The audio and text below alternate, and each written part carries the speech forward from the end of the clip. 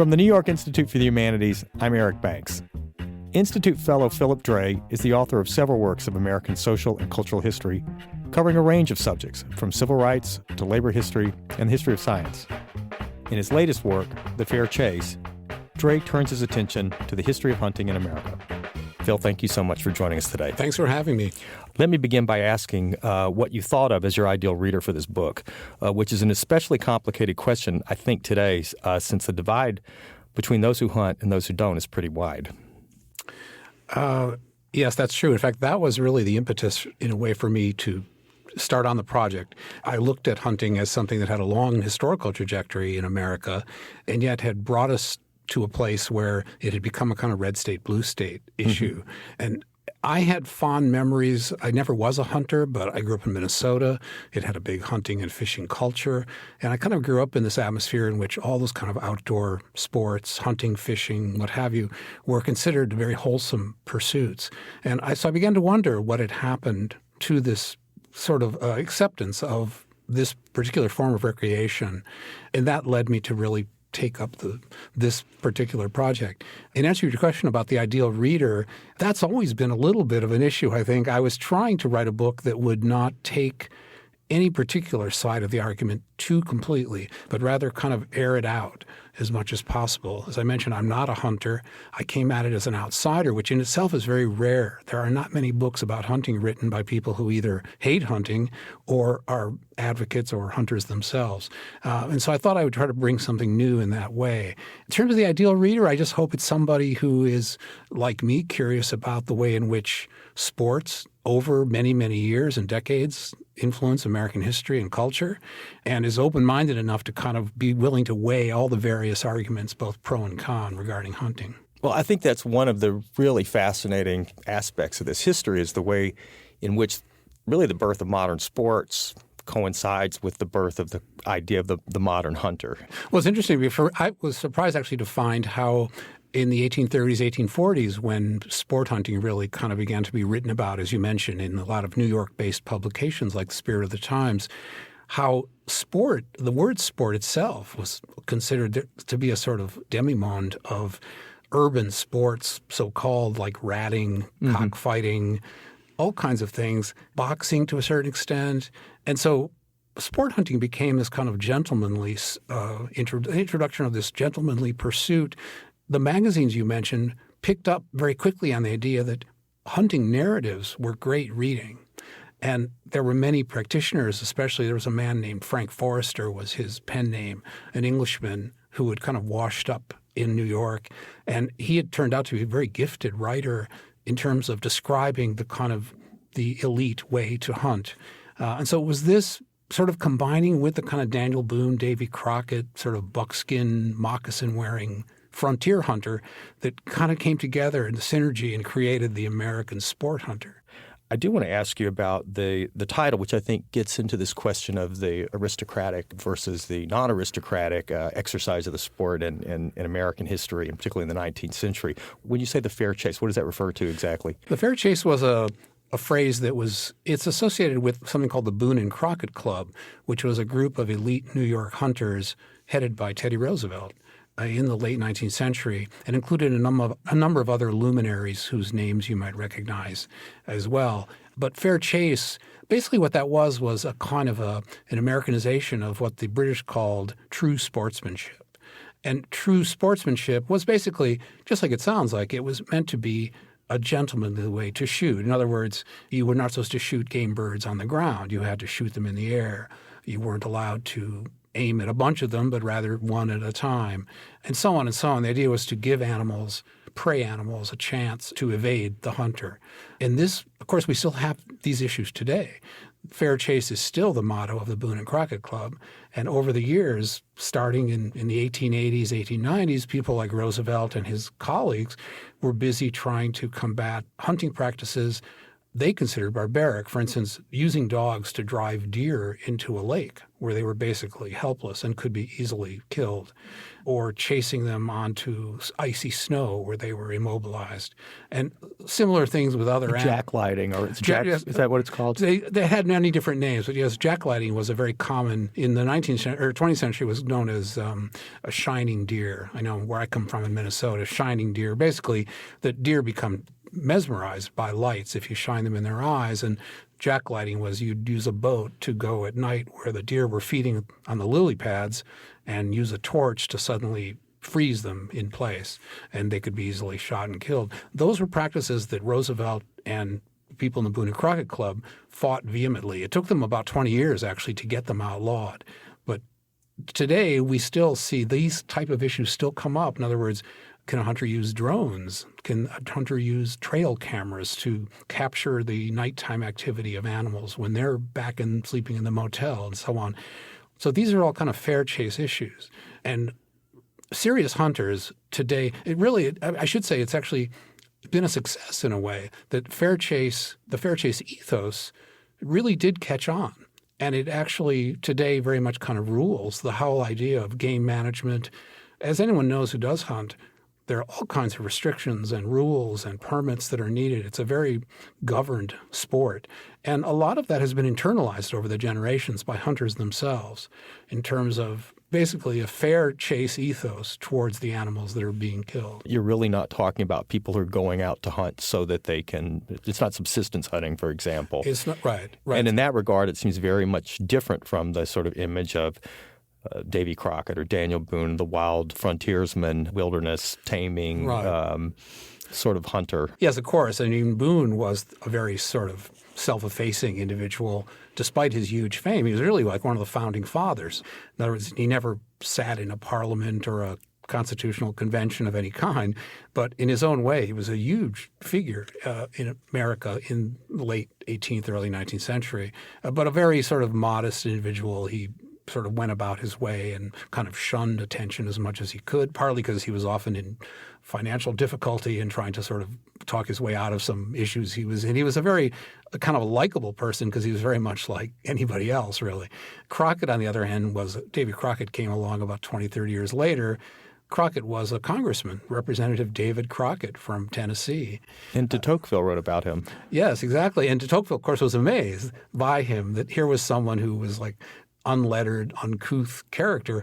And also the thing about Crockett was that he, unlike Boone, he loved being a celebrity.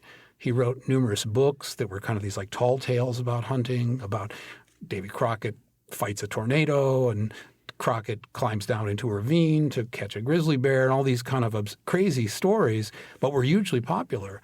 And as we know, Crockett, not only was he well known in his own lifetime, but even in the 20th century, Davy Crockett in the 1950s, there was a huge renaissance of Davy Crockett and the coonskin cap. And I think it's interesting in a way how that image of this model of the frontiersman with the unerring aim has always been, since Boone's time, has been this kind of go-to motif. In other words, it's interesting when U.S. forces went to Europe in World War I, the story is that General Pershing said, we don't need all this equipment. We'll just bring our rifles. There was this kind of idea that Americans knew how to shoot. And you see that with who are the heroes of the First World War? Like Sergeant York. He was this country bumpkin who was, again, had this from Tennessee, I think. From Tennessee, right? Again. Yeah. Same thing in the Second World War with Audie Murphy. And even now recently with Iraq with this movie about Chris Kyle, the sharpshooter, the sniper. This is kind of this thing. And so in the 50s, I think, I can't help but think it had something to do with, of course, the Cold War. The idea that these characters were in a certain way antithetical to Soviet communism, the idea what could be more American really than something like Davy Crockett. He died at the Alamo. He was, Boone, Crockett, they were frontiersmen. They were on their own. They had allegiance to no one really except sort of the country in a larger, vague sort of way. But really you thought of them as being independent, but people who could take care of themselves more or less. The idea that the gun was a kind of family heirloom, that it was almost a member of the family, and that it was also something that women were expected to, or hope that they might excel at is a fascinating part of your story, especially in the 19th century. Well, the idea of the gun being handed down from generation to generation, that actually, it sort of still pertains. It's only now in a way that is sort of, as hunting is declining in numbers. I think in 1970, there were 40 million licensed hunters in America. Today, there are about 11 million. And one of the big problems is that most hunters are older than, say, 45, 46 years old. And so the young people today are not taking it up the way it used to be that, yes, you'd go out with grandpa's shotgun. It was, it was like being bar mitzvahed or something. Here's your go up the hill with it. And, nowadays, the way we live, where America's an urban place, you can't just go up behind your house and most places, unless you maybe live in West Virginia or something. So there's been a decline. It's much harder to access habitat where you can hunt, for one thing. But to answer your question, there was, the great popularity of hunting and also the shooting arts was huge in the mid-19th century. Creedmoor was a former farm out here on Long Island. It later became the site of a famous psychiatric hospital. But, it's remarkable when you go back and look. I was amazed to see the newspaper coverage of these shooting tournaments that were held, international shooting tournaments that were held at Creedmoor in the 1870s. It was like the World Cup times 10. People paid so much attention to this. And, the New York Times coverage would be like analyzing every shot, basically. And you just look at this thing, how on earth, why would 10,000 people flock out to actually spectate something like this? It just sounds like, to our way of thinking, it sounds like a very tedious way to spend an afternoon. But people took this very seriously. And, of course, it spun off into college rifle teams. Of course, trick shooting became hugely popular. I mean, you remember Annie Oakley, who was part of the Buffalo Bill Wild West, was a huge celebrity.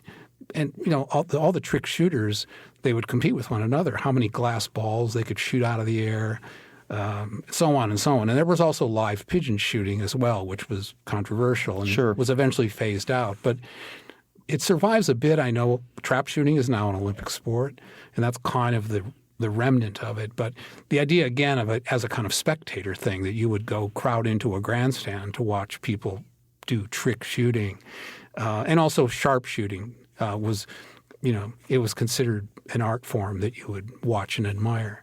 But there are other aspects, too, about, for example, the animal rights movement. And the early ASPCA, for example, was so much about people being appalled at the spectacle of shooting live birds as a way to perfect one's prowess as a sharpshooter. Right. No, exactly. I mean, the thing that I found interesting, of course, is it was really the fair chase ethos, I think, that set the stage for the development of the conservation movement. Because in a certain way, the conservation idea or visualization of humans' relationship with wildlife came out of this fair chase ethos, which the hunters had been working on and kind of developing.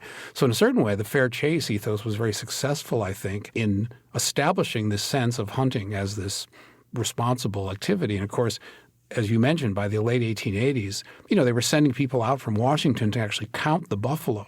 And at one point, William T. Hornaday, who was the head of the Smithsonian Institute, counted 1,842 buffalo that he could find basically west of the Mississippi. Now, of course, you might challenge how he actually thought he had found them all.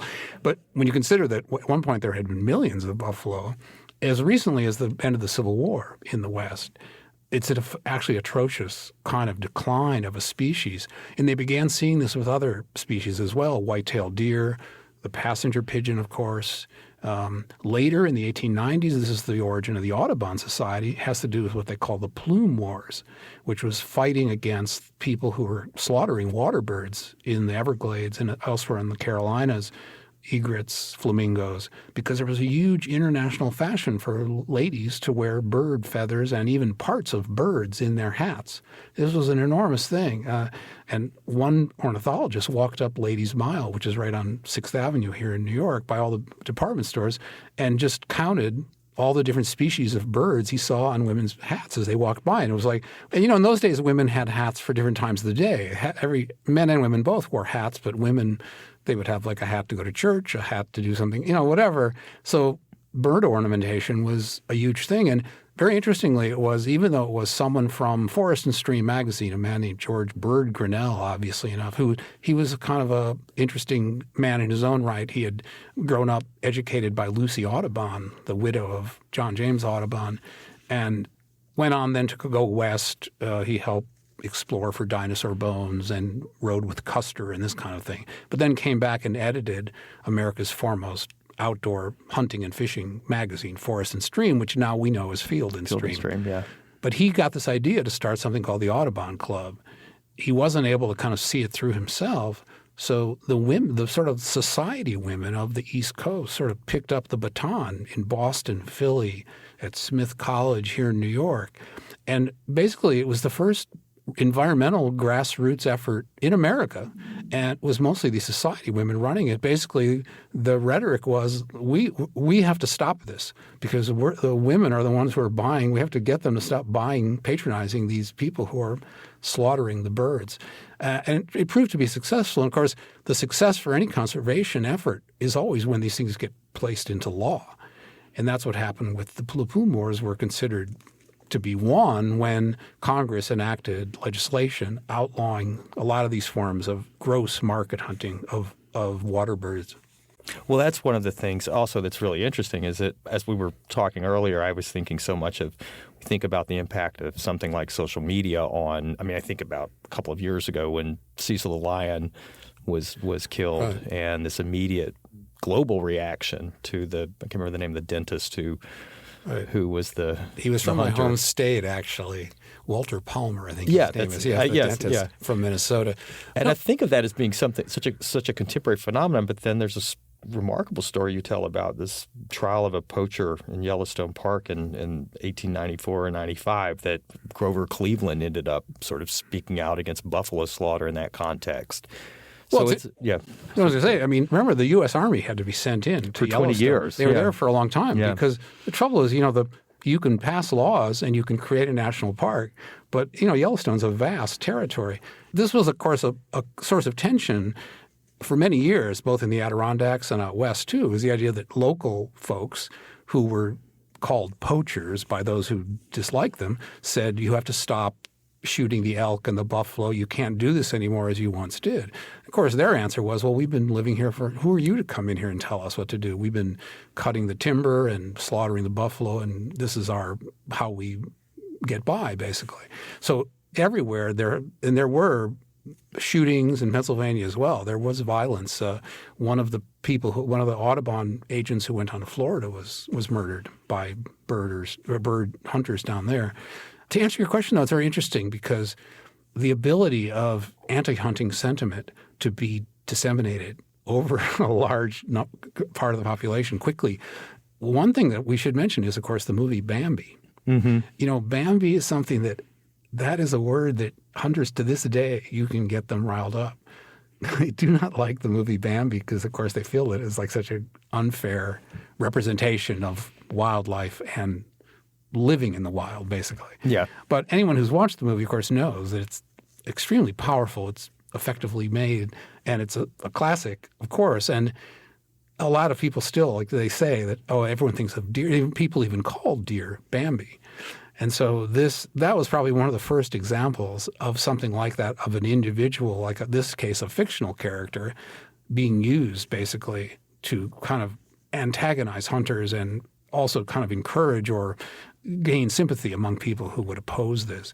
But you're right, something like the Cecil the lion case. There were other cases I think of these accidental shootings, the case of Karen Ann Wood up in Maine, I think in the 1980s or late 70s, a woman who went out into her backyard and was mistaken for a deer and was shot and killed. And it became a big national story because, of course, she had just moved to the subdivision from California, I think. The person who shot her was a local man who'd been hunting for years, and he was the grand jury refused to indict him. So those kind of stories, even before social media, had a way of kind of electrifying the issue. Do you think hunters feel a particular sort of threat today? This is probably the first generation that basically the ethics of hunting, that's become a topic that I think is charged in a way that it probably wasn't 20 years ago. And the idea of killing an animal in any circumstances, but especially under hunting, has become, for the first time, really up for grabs. And I wonder what your sense of that is, what your sense of the future of hunting is. I mean, it's as you pointed out, the numbers have declined quite a bit. Well, the hunters I've talked to, they take very seriously the obligation to sort of defend hunting and even to try to explain to you why it is they enjoy it and why they still believe it's – their arguments are basically that animal populations rise and fall on their own basically, and that they're taking part in a natural cycle of a phenomena that has always been there. In other words, people have been hunting for as far back as we know. And hunters speak of this powerful sense they have of doing something that is what they should be doing, basically. That this is what, when they are doing it, they feel alive and connecting to nature in a certain way that no other activity, outdoor recreational activity, will suffice. One thing, as you've mentioned, I think is the nature of the way we think about animal lives has evolved so much since around the same time sport hunting took off in America, around right after the Civil War, is right here in New York is where the ASPCA started. The initial concern was horses being mistreated. From there, it spread to the shooting of pigeons in just for sport. At one point, actually, people from the West, the Army officers in the West, contacted the Animal Humane Society here to say, can you do something about the buffalo? So there you had this kind of crossover of someone in their office in New York being asked to do something about the declining buffalo population in Nebraska and Wyoming and so on. From there, I moved, just in a general way, of course, many are familiar with the animal liberation movement that connected with Peter Singer that started probably in the 1970s, I guess. So you went from animal protection, which is what the ASPCA was about, to a more philosophical animal liberation, which basically asked, don't these animals, they have a right to their lives just as we do. To today, you actually have a movement of what you might call animal citizenship. The idea that just liberation is not going far enough, that we need to find creative ways to actually engage with. These are our fellow beings here on this planet, and that we need to think of more creative and ethical ways, basically, to relate to them. And of course, as you know, in the last 5-10 years, there have been hundreds of books that have come out all about how intelligent animals are. And fish, what a fish knows. And there was an article in the Times recently that was like, fish feel pain. Now what do we do? Which I thought was a very interesting way to put it. In other words, because that really is what it is. That's where ethics begin. When you know that something suffers, then you have to have an ethical response to it. And so that's, in a way, that's where these larger questions come from. Like, who are we and what are we? How do we relate to animal populations? Sure, and hunting goes straight to the heart of that question. Well, this has been a really interesting conversation about history of hunting in America, and I don't feel that I can leave the conversation without asking you just a little bit about this particular question about Second Amendment and the National Rifle Association and its relationship to hunting. I know that after the Parkland High School shootings in February, there was a moment when Dick's Sporting Goods announced, which is sort of the Macy's of hunting, announced that it would no longer sell assault rifles. And I'm curious, on the one hand, how that sort of played out with hunters, but also just a broader question about how hunters feel about perhaps the strong association that has been established thanks to the National Rifle Association between hunting and Second Amendment rights. I'm sure there is a lot of spillover. Obviously, I think there are probably hunters who are into being NRA members, but there has also been a lot of pullback, I think, over the last 10 or 15 years in particular from hunters who are, they're conscious of the fact that hunting is very much a single-shot sport. It's all about being careful, getting up early, moving stealthily through forest, hoping that you will get, after hours of arduous pursuit, a chance for your one shot at a prey animal. So the idea of an assault weapon is it's just antithetical to the idea of hunting and the ethos of hunting. So I found that a lot of hunters, they honor the past association with the NRA when the NRA was more of a gun safety and kind of hunter's friend organization. But in the 1970s, the NRA was taken over by Second Amendment absolutists and hardliners, and really they've never looked back since then. And so while, I can't speak for all hunters, but I have found there's definitely a move to disassociate a bit from it. I went to a convention a few years ago where literally you could see it was hugely crowded and people would just kind of like part and go around the NRA booth. They didn't want to be associated with it. And I know there are organizations out west, I think in Oregon, of hunters who are basically organized to kind of pursue sensible gun control, kind of in the name of, we're gun owners too, and we want to have our voice. The NRA is not the only there should not be the only one heard. Mm-hmm. Does that play into at all to the – I know that there's a kind of re-interest in bow hunting, for example. And is that sort of associated with perhaps a move away from rifles? Yeah, that's a very good point, actually. It's interesting, because bow hunting is one of the most popular trends in hunting right now. I think it's partly that. I think also partly just our era's kind of interest in authenticity. A lot of people feel that bow hunting obviously is extremely difficult, obviously, because you have to get closer to what you're hunting. It's hard. Some people have even said that people like it because your chance of actually killing something is reduced a great deal without having a high-powered rifle.